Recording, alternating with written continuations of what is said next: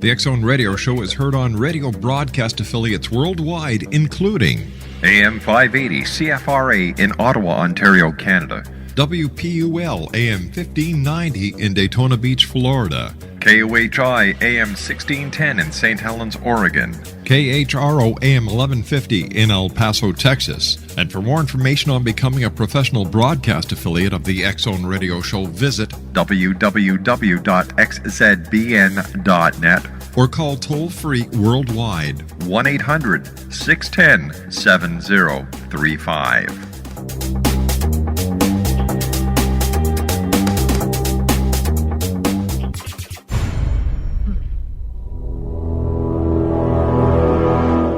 The X Zone radio and TV show is largely an opinion talk show. All opinions, comments, or statements of fact expressed by Rob McConnell's guests are strictly their own and are not to be construed as those of the X Zone radio and TV show or in any manner endorsed by Rob McConnell, Relmar McConnell Media Company, Talkstar Radio Network, its affiliated stations, or employees.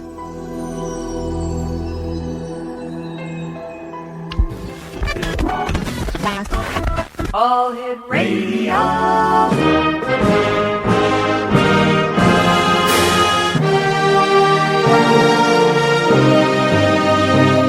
Welcome to the X Zone, a place where fact is fiction and fiction is reality. Now, here's your host, Rob McConnell.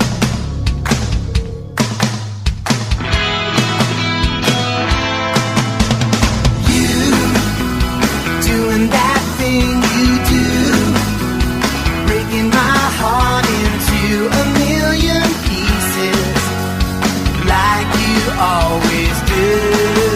And you don't mean to be cruel, you never even knew about the heartache I've been going through. Well, I try to forget you, girl, but it's just so hard to do. Every time you do that thing you do.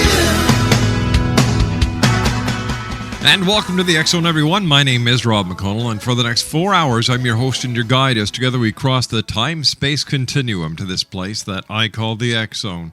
It's a place where people dare to believe and dare to be heard. It's a place where fact is fiction and fiction is reality. The X Zone is broadcast weekly.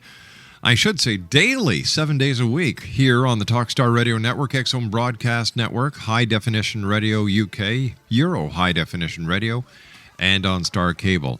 Toll-free worldwide, 1-800-610-7035. Email xzone@xzoneradiotv.com. On MSN Messenger, xzoneradiotv@hotmail.com. And our website, www.xzoneradiotv.com. My first guest tonight, X Zone Nation, is Marie D. Jones. We're going to be talking to Marie about her new book, The Deja Vu Enigma. Now, a new book by our special guest this hour, Marie D. Jones, and paranormal researcher Larry Flaxman, lays out intriguing new theories about the phenomenon of deja vu, a feeling that all of us have experienced throughout our lives. The Deja Vu Enigma, a journey through the anomalies of mind, memory, and time, explores the eerie yet common sensation of remembering a sensation or an experience that never occurred. The Deja Vu Enigma dives into scientific research as it relates to short-term memory, misfires, neurophysiological disorders, and theories suggesting the paranormal, such as a glimpse into parallel realities. Joining me now is Marie D. Jones. Hey, Marie, welcome back to the X Zone. Hi, it's nice to be back. Why did you decide to write with Larry a book on deja vu? Oh, my gosh. Well, as you know, we do a lot of paranormal research, and interestingly, deja vu is the most common and widely reported, quote-unquote, paranormal phenomenon that there is.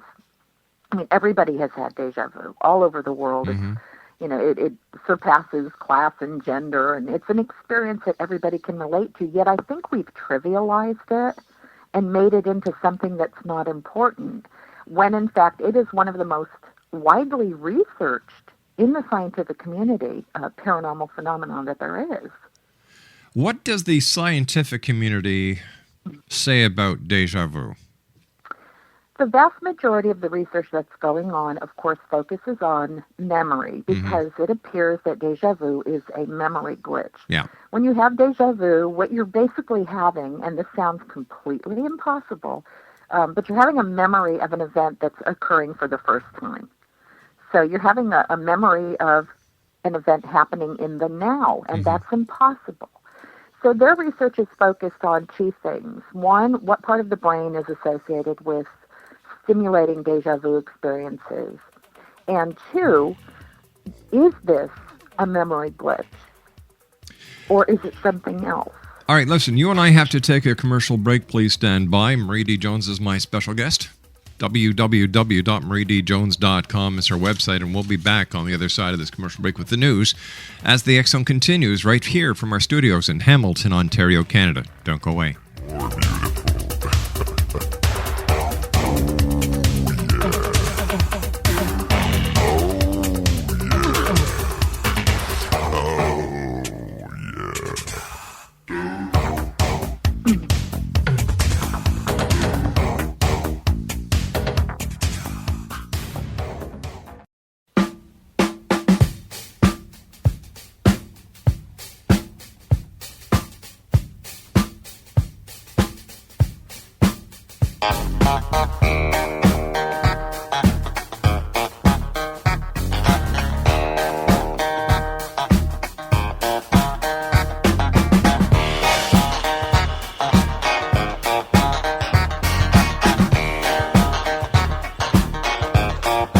Very superstitious, writings on the wall. Very superstitious, letters about to fall. Exonation, Marie D. Jones is our special guest. She is the author, along with Larry Flaxman, of the Deja Vu Enigma, a journey through the anomalies of mind, memory, and time. www.mariedjones.com. All right, Marie, so the scientific explanation seems to be an oxymoron. How can you have memory recall of an event that hasn't happened yet? Exactly. Well, there's a couple of different theories, one of which has been disproven, and that was that perhaps one eye takes in a perception, like a fraction of a second before the other eye, and therefore you have sort of a double memory reaction. The problem is, though, is they did experiments with people who were blind in one eye, and they were still able to have deja vu. So basically, the scientific community wants to focus on the brain. There's this ongoing debate that's been going on for hundreds of years over whether or not the mind and the brain are the same thing or two separate entities, and whether upon the death of the brain the mind can continue. And this plays into deja vu because if this is a phenomenon of the brain, then we should be able to give it an explanation that has the brain involved. In other words, it's a memory issue. But if it's a phenomenon of the mind, that kind of takes it way out there, and it could be anything. All right, what are the potential connections between deja vu and, let's say, parallel universes, alternative dimensions, and other realities, then? This is where it gets interesting. If this is something that is not necessarily just a neural misfire in the brain, and again, involving the mind and maybe consciousness, what deja vu feels like, and I know this has happened to me because I have extended deja vu, and so I'm kind of able to sink into the experience and get a feel for what's happening.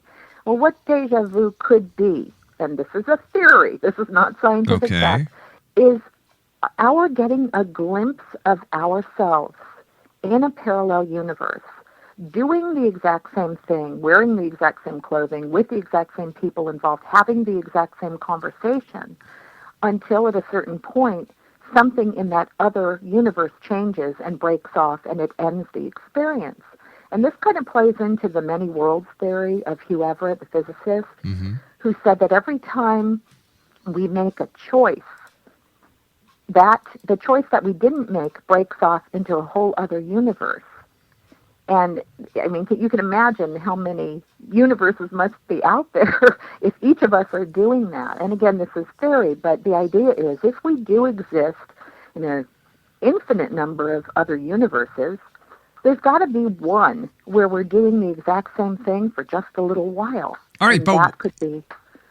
It's a nice theory, but is there any evidence to support to substantiate the theory?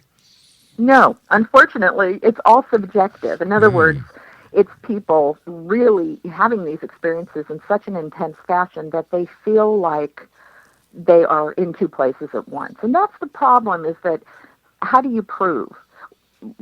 The interesting thing, though, is that parallel universes, that whole theory is starting to be more accepted in the field of quantum and theoretical physics. So this theory is kind of playing on the back of that theory. If that turns out to be true, then we might extrapolate that to other things like deja vu or lucid dreaming or precognition. All kinds of paranormal things might finally be explained if we can prove there are parallel universes and that we exist in some of them. But right now, it's just another way to look at a phenomenon that science, even with all the research they're doing, they still haven't been able to actually pinpoint what deja vu is. All right, with all the suppositions going on about what deja vu may be, what it may not be, why is deja vu so important to researchers like yourself? First of all, we don't understand. For paranormal researchers, we're looking outside at all these different phenomena. The problem is the human mind is probably the greatest mystery that we have. I call it, the inner universe, the last final frontier. Our minds are absolutely amazing and still such a mystery. We don't yet understand fully how memory works. We don't understand how memory is stored in the brain. There appear to be so many different ways that can be happening. Originally, people thought memory was stored in very particular parts of the brain, but when those parts were damaged in certain experiments, people were still able to recall certain information. We've got the holographic brain theory, the idea that memory and information is being projected from somewhere else into the brain, and the brain is acting as a receiver of information rather than a transmitter. So when we wrote the book, we started out with something as simple as deja vu, but that's only one chapter. We then ended up exploring every mystery of the mind we could think of. Okay. Are you still there? Yeah. Can you hear okay. You just kind of dropped off there for a second. Oh, that's weird. All right. So what other aspects of, let me see, anomalies of the mind, memory, and time do you discuss in your new book, The Deja Vu Enigma? Well, we start with deja vu, and then we get into some of the abnormal things that the mind tends to do. We talk about things like amnesia, fugues, blackouts, altered states of consciousness. And then we get into the power of the human mind, the power of thought, the power of belief, which was my favorite chapter, the idea that what we believe can either kill us or cure us. And then we get into things like dreams. Our dreams, there's so many different theories about what dreams may be. So, and time, how we perceive time as linear when in fact it really is not. And we get into perception. The mind, again, is just such an amazing mystery. And we started with deja vu as sort of a springboard because, again, that's a common experience that everybody has where they say, oh, wow, what's going on here? There's more to life than meets the eye here. Is there more to life than meets the eye, or is it wishful thinking that there's more to life and that the paranormal is actually nothing but a figment of our imaginations? That's an absolute possibility, and a lot of that comes down to perception. The brain perceives only a certain amount of information that comes at it, you could say, and it takes those perceptions and it creates reality. But doesn't the mind also accept only what the person wants to believe? For example, if I don't believe in the paranormal, then nothing paranormal is likely to happen to me. And yet, if somebody else is totally enveloped in the paranormal, then they will either have real paranormal experiences, or their mind will create these paranormal occurrences.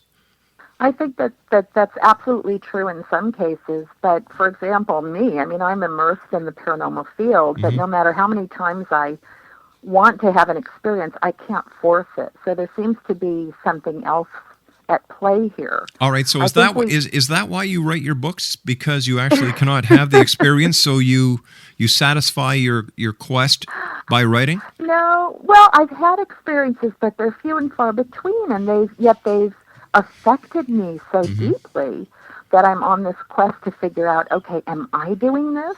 Am I putting this stuff out there? Or is there something exterior happening to me? Or maybe a combination of the two.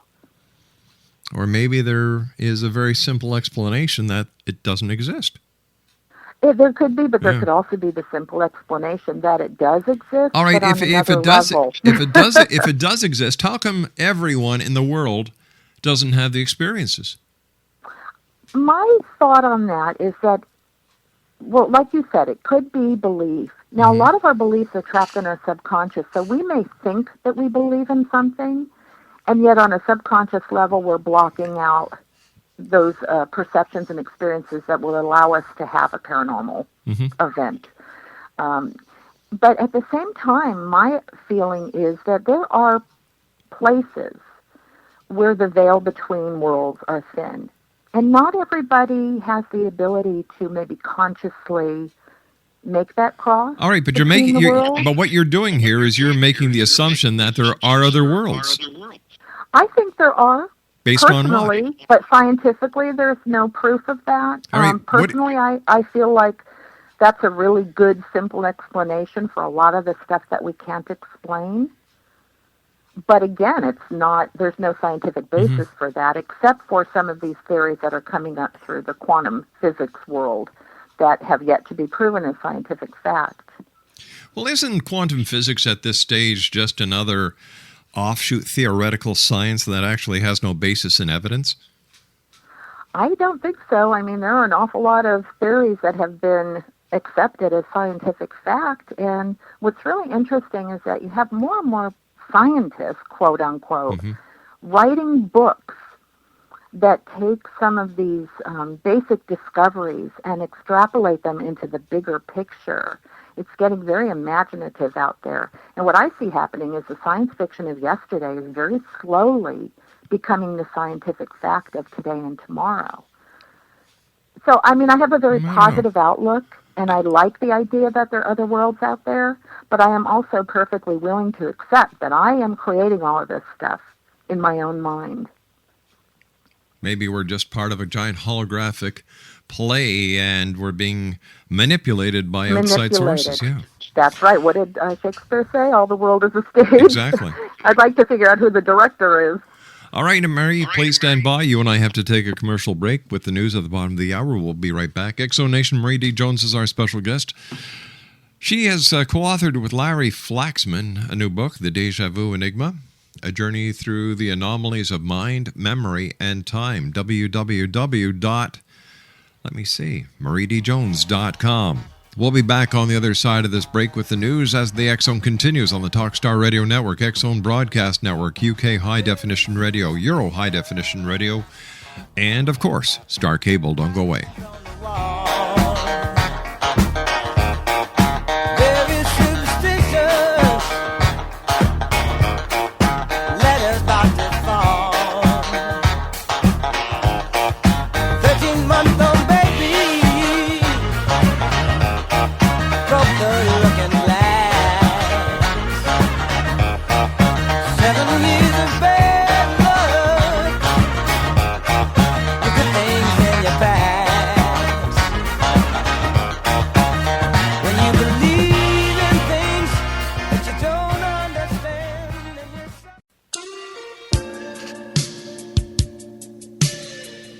You're listening to the X Zone Radio Show, live and around the world on the Talkstar Radio Network. X-Zone Broadcast Network, UK High Definition Radio, Euro High Definition Radio, and Star Cable. Our toll-free telephone number worldwide is 1-800-610-7035. Our email address, xzone@xzoneradiotv.com. On MSN Messenger, xzoneradiotv@hotmail.com. And our website, www.xzoneradiotv.com.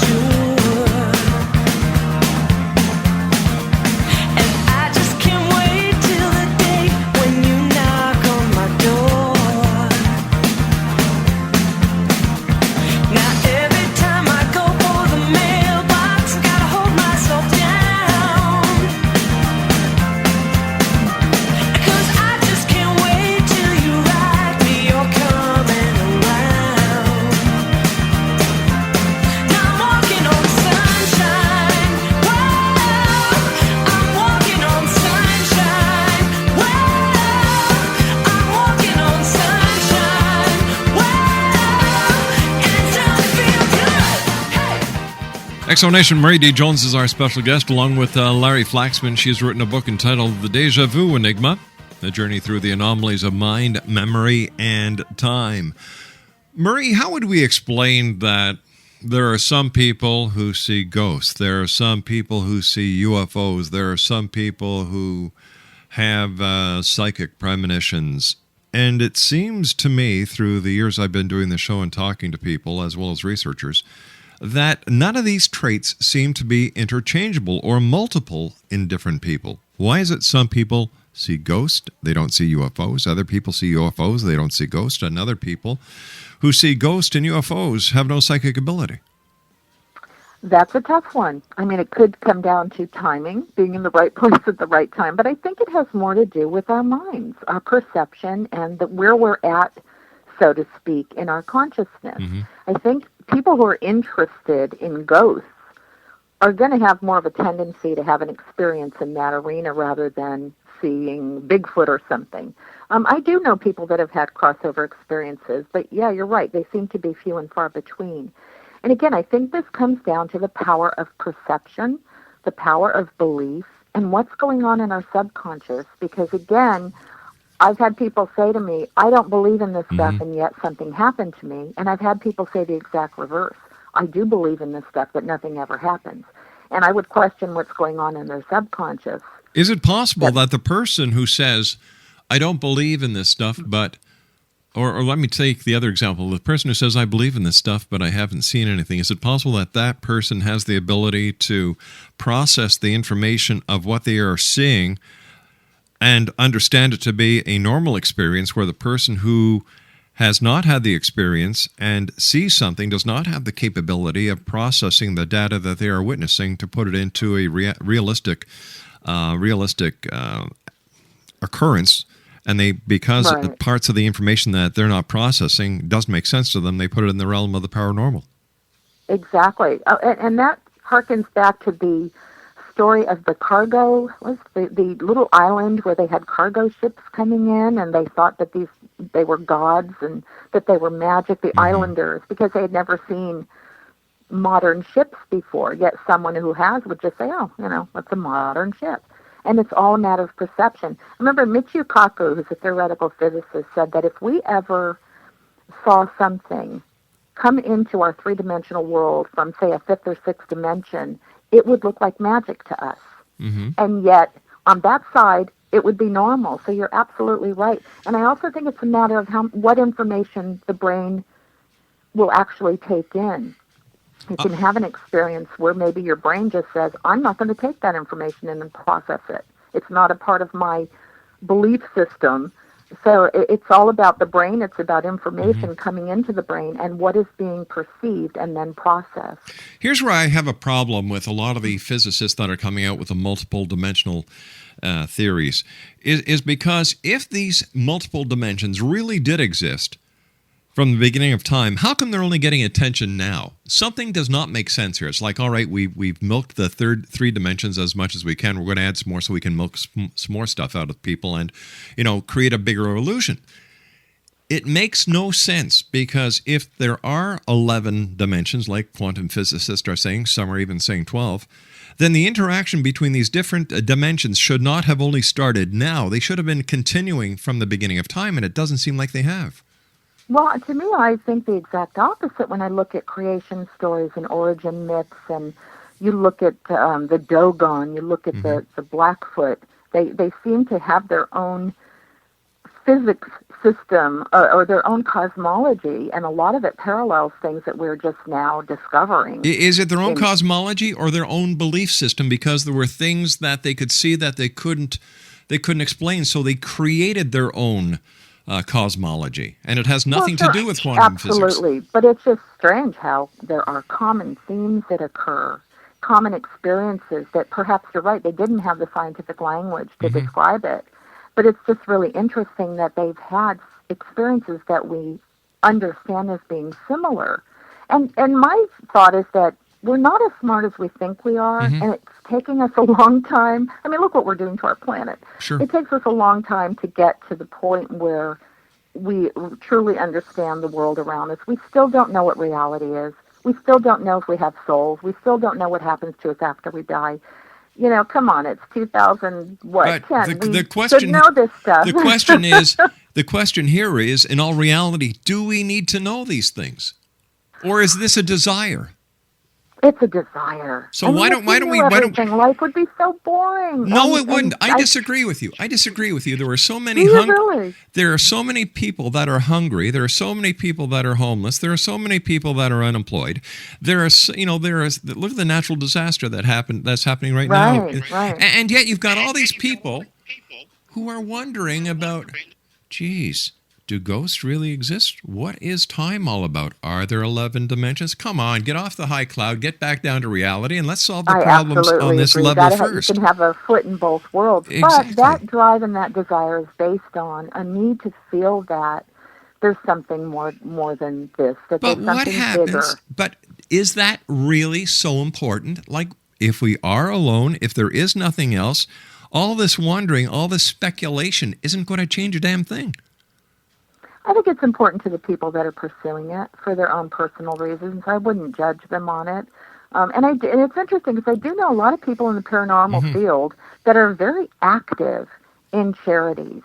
And I think one of the reasons why that happens is because when you're trying to understand what happens after you die, you become more aware of the life you're living now.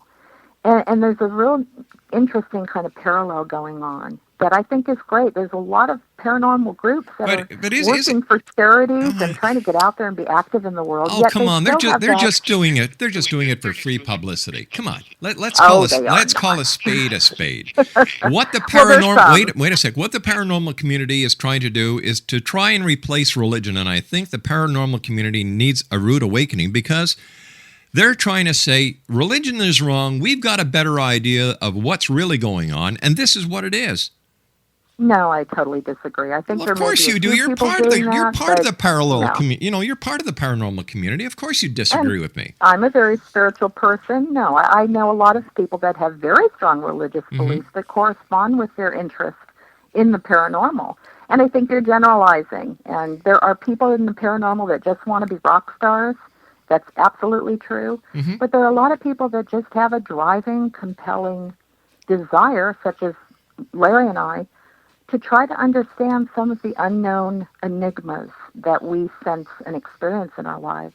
Yet, at the same time, we apply a lot of what we're learning to the lives that we're living. It expands. It opens up the person rather than living a very narrow Would life. you say that your lifestyle is based on the paranormal? Oh, absolutely not. In fact, I'm a science lover. I mean, I could be happy writing. I'm a writer. I'm not somebody who is out there investigating ghosts. I'm a writer. I've written about volcanoes. I've written about spirituality. I'm, going to be writing books about horse racing and all kinds of things. I love the paranormal because ever since I was a little girl, I had a very, very strong awareness that there was something else going on.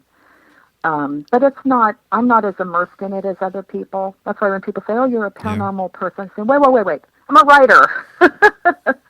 I've written about a lot of things. But yeah, it's fascinating. And I think it adds to excitement to our lives. And it also builds community. So it's a place for people to belong. It's a club. Yeah, well, so is sports, But it seems that if you can't fit into any other genre in life, you end up in the paranormal. Because they accept all. I don't know about that. I think you end up in politics. No, I disagree with you there. Because, I see the paranormal these days. First of all, it's lost its focus. It has. Absolutely. It has truly lost its focus. And people now use it as well, let's put it this way. The paranormal community is where the CB clubs used to be in the 60s. You've got a bunch of people who have nothing better to do with their time. They join these little groups and away you go. There's so much animosity between paranormal groups. There's no drama is rampant. And it's one of the reasons why I love being a writer, because I can take myself out of that. I can stay on the perimeter. I can write about what interests me, and yet I can also write about other things, because I am really interested in earthquakes. I'm interested in natural sciences. I'm interested in, what's going on in the world. And yeah, but Marie, you're the exception to the rule. Well, maybe, but I don't. I know some good people, but yeah, I would say the vast majority. And I have a real hard time saying this because I know that a lot of people don't really want to hear this. But you're right. The vast majority are spinning their wheels. Yeah. They're on the bandwagon, and the bandwagon is breaking. It sure is. It's probably already broken. And what it's doing, it's adding a lot of doubt to those people who at one time used to take the paranormal seriously. It is. That's the bad thing about getting a lot of media attention with all these TV shows, is that when you mainstream something, you lose a certain credibility. You think that by mainstreaming it, you're going to reach more people, get more people involved, more people doing research, but sometimes the exact opposite happens. And the popularization of the paranormal is exactly what's taking it down. And I agree, and I don't really know how to stop it, except to continue doing what I do and hope that it sort of works itself out, because I've seen trends come and go. I remember when UFOs were all the rage, and then the people, fell off the bandwagon and went on and did other things. But the serious people were still going, and they are still going today. And yet there is no proof of the existence of UFOs. Absolutely. We, human beings, we are strange creatures. Oh, I'll say. We really are. And again, that's why I wanted to write a book about the mind. It's like if we don't understand ourselves, there's no way we're ever going to figure this other stuff out. Tell me, what can we learn from the ancient philosophers?